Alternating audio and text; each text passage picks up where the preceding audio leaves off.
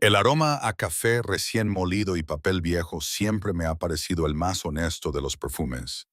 Aquí, en el rincón del Epirón, en el corazón del barrio del Carmen en Valencia, cada día huele a una nueva posibilidad, a historias que se abren, a un lienzo en blanco para una vida que creía haber perdido los colores. Estoy detrás del mostrador, preparando un café con leche para Doña Rosa, la señora de la floristería de enfrente. Sus mañanas son sagradas, como la mía. Mis manos, ahora más llenas, más grandes, se mueven con una familiaridad reconfortante entre tazas y vapor. Tengo casi 6 meses. Mi vientre, una pequeña colina bajo el delantal, es un secreto a voces para Carmen, la dueña, y un misterio para los clientes habituales, a quienes aún no he tenido el valor de contarles mi verdad. José. Recuerdo la primera vez que entró, un lunes de hace 3 meses, 4. El tiempo es una gelatina desde que llegué aquí. La lluvia golpeaba los cristales del café, una melodía constante que me tranquilizaba. La mayoría de la gente entra corriendo, busca su café con la mirada perdida y se va. Pero él no. Se quedó de pie frente a la pizarra del menú, leyéndolo con una curiosidad que me llamó la atención.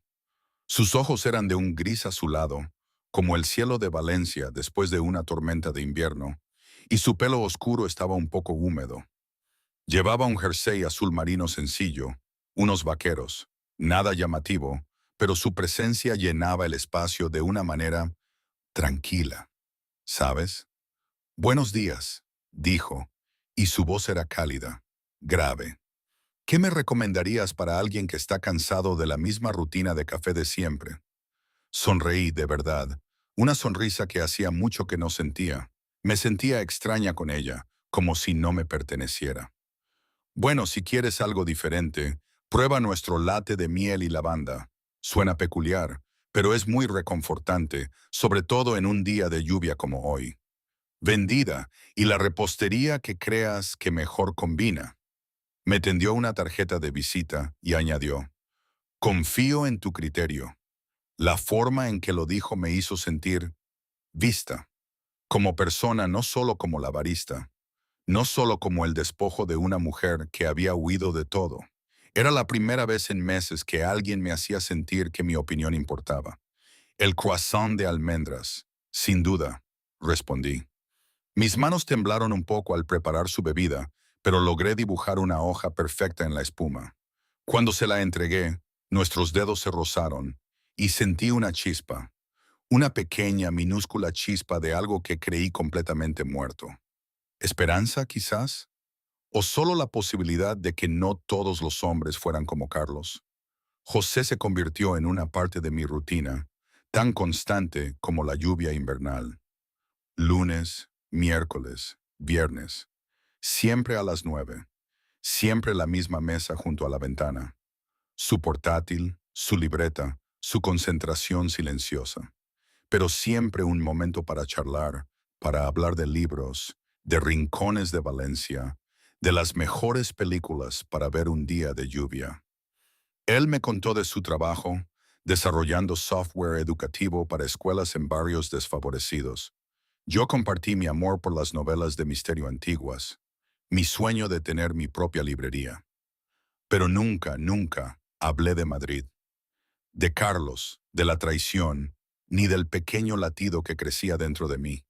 Mis jerseys anchos y el delantal eran mis cómplices silenciosos.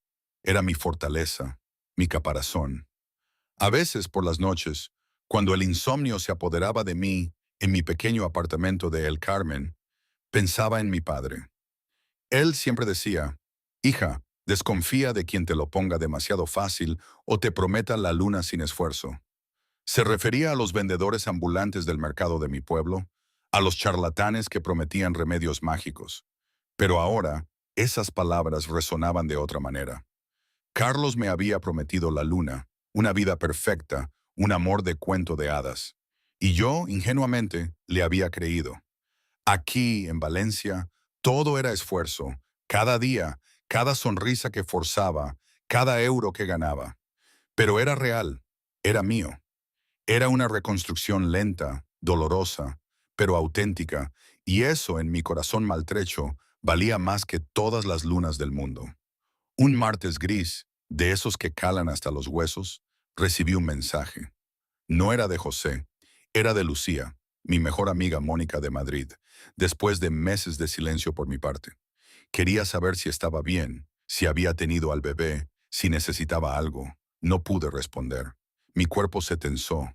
Fue como si un aliento helado de Madrid me encontrara aquí, en mi santuario valenciano. Un escalofrío me recorrió la espalda. Me trajo de vuelta a ese día. No sé si fue un martes o un miércoles, sinceramente. ¿Importa? Esos días son un borrón. Solo sé que era una tarde de otoño en Madrid y que volvía a nuestro piso con los brazos llenos de la compra y un ramo de rosas para Carlos. Había preparado su cena favorita. 3 años juntos. 3 años de ilusiones, de planes, de promesas susurradas al oído. Quería sorprenderle antes de empezar a cocinar. La puerta no estaba cerrada con llave. Un pequeño detalle que debería haberme alertado, pero mi corazón, ingenuo y feliz, no lo hizo. Su chaqueta colgada, sus zapatos tirados. Estaba en casa. Perfecto. Dejé la compra en la encimera de la cocina, intentando no hacer ruido. Quería ver su cara cuando viera las rosas. Pero la sorpresa fue mía. El sonido venía del dormitorio, una voz de mujer, suave, íntima, demasiado familiar. El reconocimiento me golpeó como un cubo de agua helada, paralizando mi corazón. Ana, la secretaria de Carlos, la misma Ana que había cenado con nosotros, que me había sonreído con tanta calidez, que me había ayudado a organizar la fiesta sorpresa de cumpleaños de Carlos hacía solo 2 meses. La cara me empezó a arder. Mis pies se movieron solos, llevándome hacia la puerta del dormitorio, que estaba entreabierta. Por la rendija los vi, Carlos y Ana, enredados en la cama que yo había hecho esa misma mañana. La cama donde habíamos compartido 3 años de nuestras vidas. La cama donde habíamos susurrado nuestros sueños de futuro. No grité, no lloré, todavía no. Solo me di la vuelta. Mis movimientos eran mecánicos, distantes, como si me viera a mí misma desde lejos. Recogí mi bolso de la encimera. Las rosas se quedaron donde las había dejado, ya empezando a marchitarse en el cálido aire de la tarde. Salí del piso y bajé las escaleras, cada paso resonando en el silencio del edificio. La calle en Madrid estaba llena de gente volviendo del trabajo. Caminé entre ellos, invisible en mi dolor, una sombra. Mi teléfono vibró en mi bolsillo. Carlos. Lo apagué sin mirar. El aire de otoño me parecía gélido, pero apenas lo notaba. Mi mente reproducía la escena una y otra vez, intentando darle sentido a lo que había visto. Era un bucle infernal. Pasaron 2 semanas como una niebla densa. Yo era un fantasma, llamando al trabajo diciendo que estaba enferma, ignorando los mensajes preocupados de Lucía. Carlos había intentado contactarme infinidad de veces, dejando mensajes que iban de lo arrepentido a lo furioso, a lo desesperado. Los borré todos sin escucharlos. Ana me había enviado flores con una tarjeta que decía, «Lo siento». Las tiré directamente a la basura. ¿Lo siento? ¿Por qué? ¿Por destrozar mi vida? ¿Por pisotear mi confianza? El desprecio me carcomía. Fue una mañana de martes, o quizá miércoles, no lo sé, cuando me senté en el baño mirando la prueba de embarazo en mis manos temblorosas. 2 rayas rosas. Positivo. Embarazada. Iba a tener un bebé. El bebé de Carlos. La realidad me golpeó como un puñetazo en el estómago. Y por primera vez desde ese día terrible, me permití llorar. Sollozos desgarradores que sacudían todo mi cuerpo. Lucía había estado llamando todos los días, pero yo no podía contestar. ¿Cómo iba a explicarle esto? ¿Cómo podía decirle a alguien que el hombre en quien había confiado mi corazón, el hombre cuyo hijo llevaba dentro, me había traicionado de la peor manera posible? Las paredes de mi piso parecían cerrarse sobre mí. Cada esquina guardaba un recuerdo. Cada fotografía en la pared era una mentira. Esa noche tomé una decisión. Me iría de Madrid. Empezaría de nuevo en otro lugar, donde Carlos nunca pudiera encontrarme. Tenía dinero ahorrado para la boda que estábamos planeando, dinero que debía pagar las flores, el vestido, la celebración de nuestro amor. Ahora ese dinero me compraría la libertad. Pasé los siguientes 3 días empacando mi vida en cajas. Doné la mayoría de mis muebles, quedándome solo con lo que cabía en mi pequeño coche. Notifiqué mi partida del piso y renuncié a mi trabajo por correo electrónico. Bloqueé el número de Carlos y borré todas mis cuentas de redes sociales. Le dije a Lucía que necesitaba tiempo y que me pondría en contacto cuando estuviera lista. No le dije a nadie a dónde iba. Valencia siempre me había llamado. La había visitado una vez durante las vacaciones de Semana Santa de la universidad y me había enamorado de su luz, de su aroma a azahar, de las montañas verdes que la rodeaban.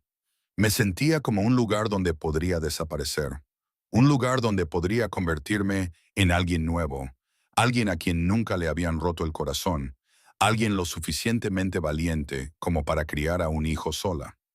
El viaje de Madrid a Valencia me llevó un día. Dormí en un motel barato en Castilla-La Mancha, comiendo en restaurantes de carretera y viendo el paisaje cambiar por la ventana. Con cada kilómetro, sentía que el peso en mi pecho se aliviaba un poco. Para cuando crucé a la Comunidad Valenciana, podía respirar de nuevo. Valencia me recibió con un cielo azul y el olor a salitre del mar. Encontré un pequeño estudio en el barrio de El Carmen, en el tercer piso de un viejo edificio de ladrillo. El propietario, un anciano llamado Don Pedro, no hizo preguntas cuando le pagué el primer y último mes de alquiler en efectivo.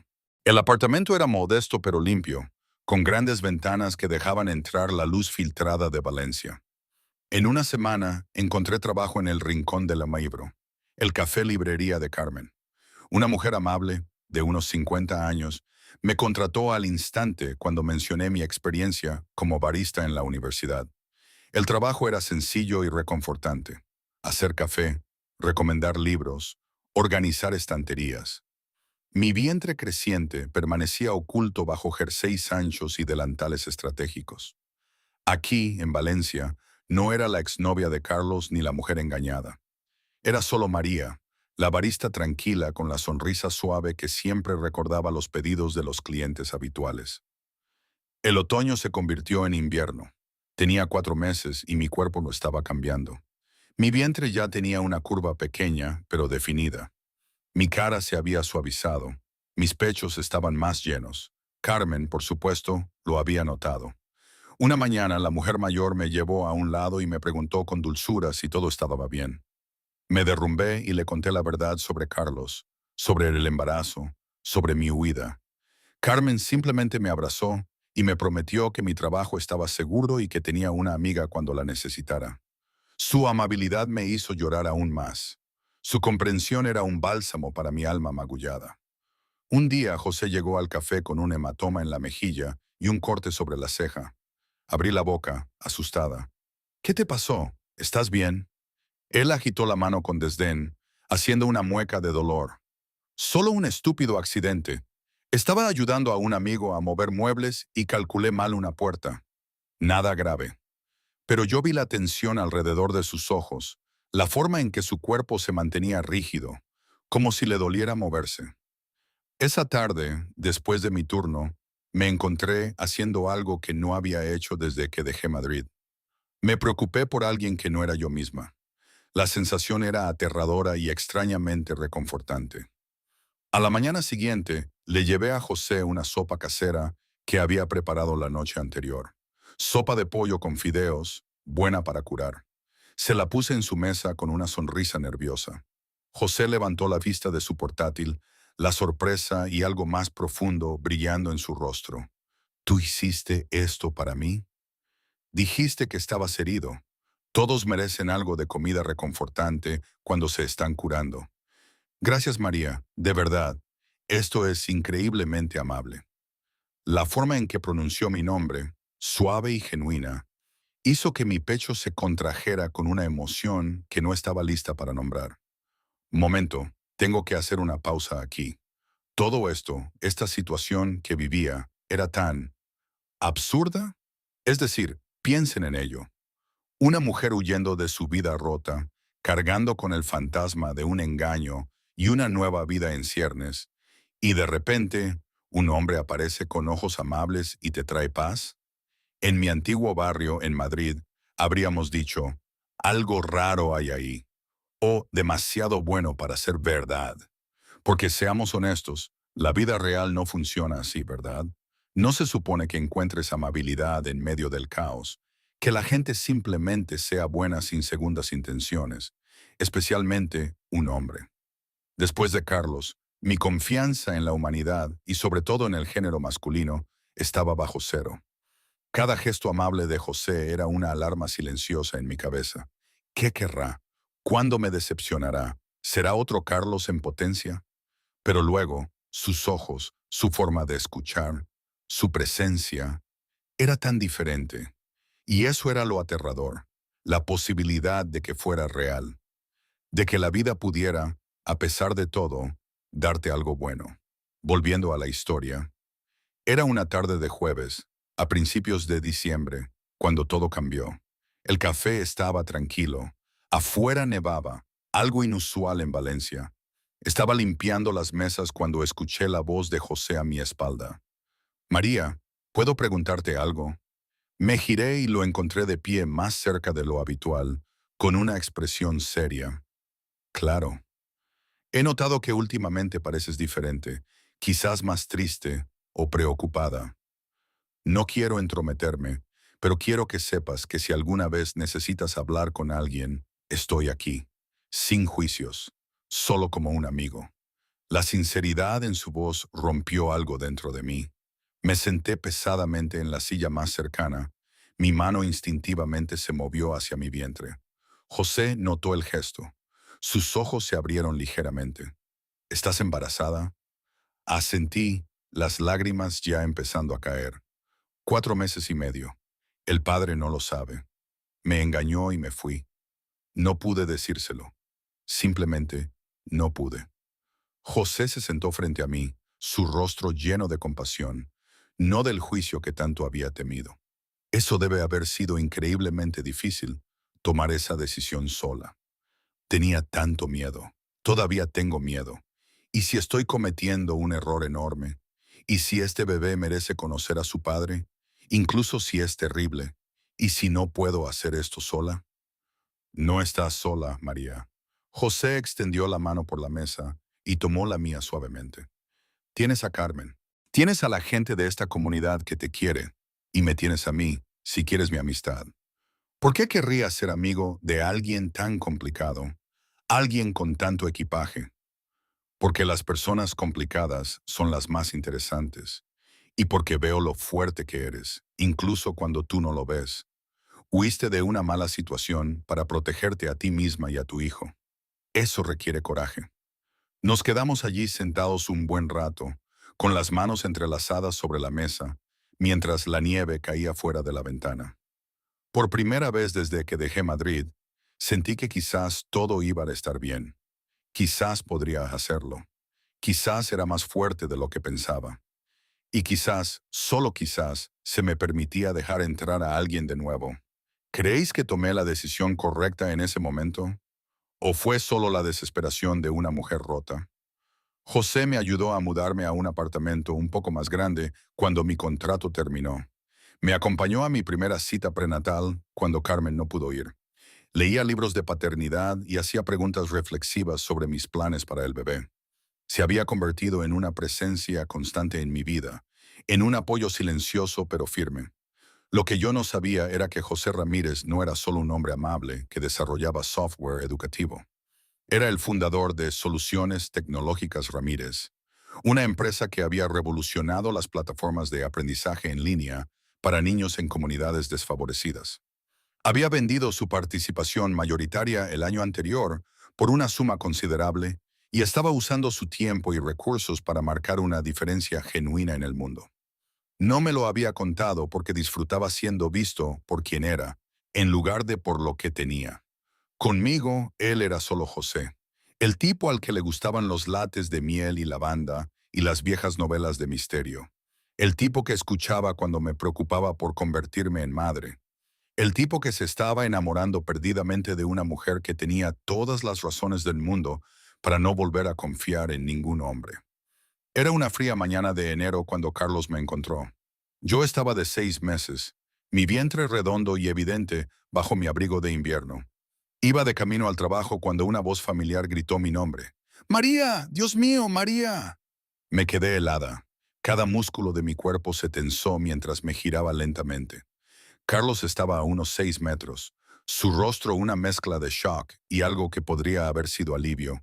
Parecía más delgado de lo que recordaba, más viejo, tenía ojeras.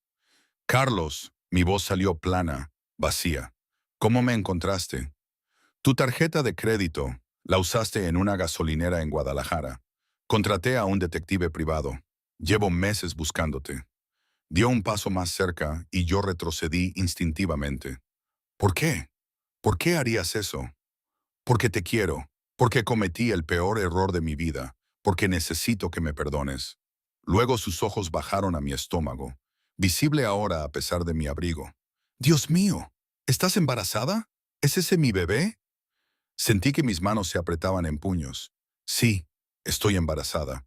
Y no, no es asunto tuyo. Perdiste el derecho a saber nada de mí cuando te acostaste con Ana en nuestra cama. El rostro de Carlos se arrugó. Lo sé que lo que hice fue imperdonable, pero he cambiado. Ana y yo no estamos juntos. Fui a terapia, dejé mi trabajo, he estado tratando de convertirme en el hombre que siempre mereciste. No puedes simplemente aparecer aquí y esperar que todo esté bien. No puedes deshacer lo que hiciste. Construí una vida aquí sin ti. Una buena vida. Déjame en paz. Me giré para irme, pero Carlos me agarró del brazo. No con brusquedad, pero con la suficiente firmeza para detenerme. María, por favor, solo escúchame. Ese bebé es mío. Tengo derecho a involucrarme. Tengo derecho a ser padre. José Pop. Había salido de casa un poco más temprano ese día, con el presentimiento de que hoy le pediría a María que fuera mi pareja. No solo mi amiga, no solo la barista que me hacía el café perfecto. La idea de ella con otro hombre, incluso si era el padre de su hijo, me dolía más de lo que jamás hubiera imaginado. Caminaba por la calle, con el aire fresco de la mañana en la cara, cuando la vi. Estaba de espaldas a mí, hablando con un hombre que no reconocí. Su lenguaje corporal era tenso, su voz sonaba apagada. Algo no iba bien. Podía sentirlo en el aire, una vibración de pánico que me llegó incluso a unos metros de distancia. El hombre se acercó, la agarró del brazo, y en ese instante mi instinto se encendió. Ya no era el José tranquilo y observador. Era el José que quería protegerla, que quería que se sintiera segura. La ira, una emoción fría y controlada, me recorrió. Avancé con pasos firmes, pero mi voz salió calmada, aunque con un filo de acero que rara vez usaba. Suéltala ahora. Observé cómo el hombre la soltaba inmediatamente, su sorpresa evidente. Era más pequeño de lo que había imaginado, con esa clase de desesperación que hace a la gente peligrosa. Supe en ese momento que esta era la prueba. La prueba de si podía ser el hombre que ella necesitaba, sin importar su pasado. La prueba de si mis sentimientos por ella eran lo suficientemente fuertes como para enfrentar todo lo que ella traía consigo. María Povey returning to Maria's perspective. ¡Suéltame ahora! La voz era tranquila, pero tenía un filo inconfundible. José estaba a unos pasos, con las manos en los bolsillos, su lenguaje corporal relajado, pero sus ojos fijos en Carlos con una intensidad que hizo que éste me soltara al instante. ¿Quién eres tú?, exigió Carlos. Soy José, un amigo. María, ¿estás bien? Asentí, agradecida más allá de las palabras por su presencia. Carlos nos miró a ambos, su rostro oscureciéndose. Un amigo, ¿verdad? ¿Desde cuándo sales con él, María? ¿También me engañaste? ¿Por eso huiste? La acusación era tan absurda que me reí. Una risa áspera y amarga. Tienes que estar bromeando. Te encontré en la cama con otra mujer. Nunca te engañé. Ni siquiera miré a otro hombre mientras estábamos juntos. Pero, ¿sabes qué? Incluso si hubiera empezado a salir con alguien después de dejarte, no sería asunto tuyo. Carlos se volvió hacia José. ¿Sabes que está embarazada de mi hijo? que se escapó sin decirme que iba a ser padre, que me negó la oportunidad de estar ahí durante el embarazo. La expresión de José no cambió. Sé que María tomó la decisión que necesitaba tomar para protegerse a sí misma y a su bebé. Sé que es una de las personas más fuertes que he conocido. Y sé que si realmente te importara, respetarías su decisión en lugar de rastrearla como si fuera tu propiedad. Pero tengo derechos, derechos legales sobre mi hijo. La voz de Carlos subía, atrayendo la atención de los transeúntes. ¿Quieres hablar de derechos? José dio un paso al frente, su voz aún tranquila, pero su presencia imponente. ¿Qué tal el derecho de María a sentirse segura? Su derecho a construir una vida sin alguien que traicionó su confianza. Tú tomaste tus decisiones, ahora tienes que vivir con las consecuencias. Carlos apuntó con un dedo tembloroso a José. Tú no sabes nada de nuestra relación, no sabes lo que teníamos. Tienes razón, no lo sé, pero sé lo que veo. Veo a una mujer lo suficientemente valiente como para empezar de nuevo, lo suficientemente valiente como para elegir una vida mejor para ella y su hijo. Si realmente la quieres, demuéstralo dejándola en paz. Durante un largo momento, nadie habló. La nieve comenzó a caer de nuevo, espolvoreando nuestros hombros de blanco. Finalmente, los hombros de Carlos se encogieron. Solo quería una oportunidad para arreglar las cosas, para ser padre. Hay maneras de hacerlo sin forzarte en la vida de María. La voz de José se suavizó ligeramente. Si realmente quieres involucrarte, puedes seguir los canales legales apropiados después de que nazca el bebé. Pero acosar a María a través de comunidades autónomas no es la forma. Carlos miró a María una última vez. Sus ojos estaban húmedos. Lo siento por todo. Ojalá las cosas hubieran sido diferentes. Yo también. La voz de María era baja pero firme. Pero no lo son. Vete a casa, Carlos. Sigue con tu vida. Déjame seguir con la mía. Asintió lentamente, luego se dio la vuelta y se fue. Observamos hasta que desapareció doblando una esquina. Solo entonces me di cuenta de que estaba temblando. José me tomó suavemente del codo y me guió a un banco cercano. Respira, estás bien. Se sentó a mi lado cerca pero sin invadir. Gracias. No sé qué habría pasado si no hubieras estado allí. Iba de camino al café a verte. Te vi hablando con él y algo parecía raro. Me giré para mirarlo. De verdad. Me defendiste. Lo enfrentaste sin siquiera conocer toda la historia. Sé suficiente. Sé que mereces sentirte segura. Sé que mereces ser feliz. Y sé que me importas más de lo que probablemente debería. ¿Qué quieres decir? José respiró hondo, como si se estuviera armando de valor. María, no he sido completamente honesto contigo sobre quién soy, sobre lo que hago. Te dije que desarrollo software educativo, y eso es cierto, pero no te dije que fundé una empresa que vendí el año pasado. No te dije que tengo más dinero del que jamás necesitaré. No te lo dije porque me gustaba ser solo José contigo, no José Ramírez, el empresario millonario. Solo el tipo al que le gustan tus recomendaciones de café. Lo miré fijamente. ¿Eres millonario? Asintió. ¿Cambia eso algo? No lo sé. ¿Por qué me dices esto ahora? Porque no quiero más secretos entre nosotros. Porque me estoy enamorando de ti y necesito que sepas todo antes de decírtelo. Porque quiero ayudarte y apoyarte y estar ahí para ti y tu bebé, pero solo si tú quieres que lo esté. Sentí las lágrimas correr por mi rostro.